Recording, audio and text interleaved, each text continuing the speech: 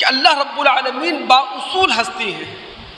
اگر کسی فرد یا قوم پر اللہ رب العالمین کی برکت ڈیرے ڈالتی ہے تو یہ رب العالمین کا اصولی فیصلہ ہوتا ہے، اور اگر کسی شخص یا کسی قوم سے برکت اٹھا لی جاتی ہے، برکت اس سے روٹ جاتی ہے، تو یہ بھی رب العالمین کا اصولی فیصلہ ہوا کرتا ہے.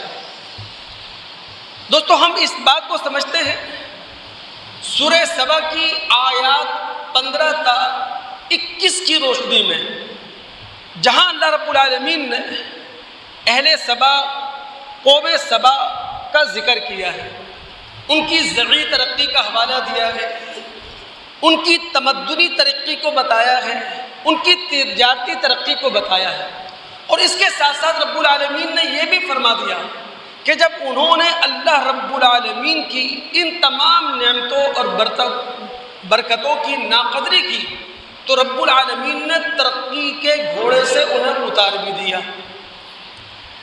اب غور طلب ہے یہ آیات، چونکہ یہ رب العالمین کے اصول کو بتا رہی ہیں برکتوں کے حوالے سے. چونکہ برکت دوستو صرف دعا سے حاصل نہیں ہوتی، برکت صرف وظیفوں سے حاصل نہیں ہوتی. اللہ رب العالمین کی برکتیں حاصل کرنے کے لیے اصول کی زندگی گزارنا پڑتی ہے اور اپنے آپ کو اصول پرست بنانا پڑتا ہے. اہل سبا، قوم سبا، سبا وہی علاقہ ہے جسے آج آپ یمن کے نام سے جانتے ہیں. زرعی ترقی، ہر طرف ہریالی تھی، اور انہوں نے اپنی زرعی ترقی کو برقرار رکھنے کے لیے، زرعی ترقی میں اضافہ کرنے کے لیے اس زمانے میں اسی طرح کا ڈیم بنایا تھا جس طرح کہ ہمارا تربیلا ڈیم ہے، منگلا ڈیم ہے. تاریخ نے ان کے بنائے ہوئے ڈیم کو سد معارف کا نام دیا ہے.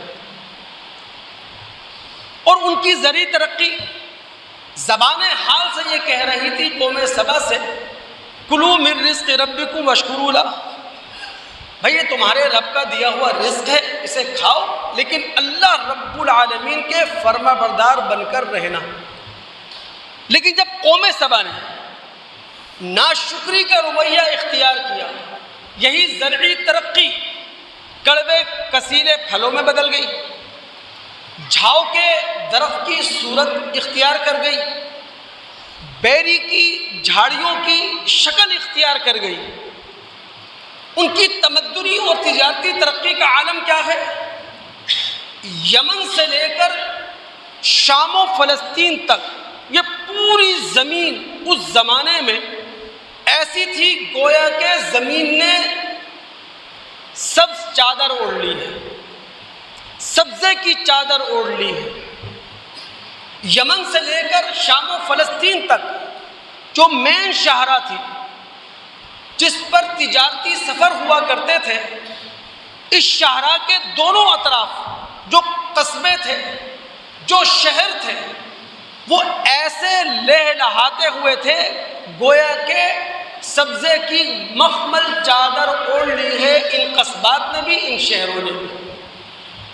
لیکن جب قوم سبا نے، اہل سبا نے ناشکری کا رویہ اختیار کیا، رب العالمین کی نافرمانی علی الاعلان کی، تو رب العالمین نے اسی قوم سبا کو، انہی اہل سبا کو حاضر کے صفحے سے نکالا اور ماضی کی داستان بنا دیا.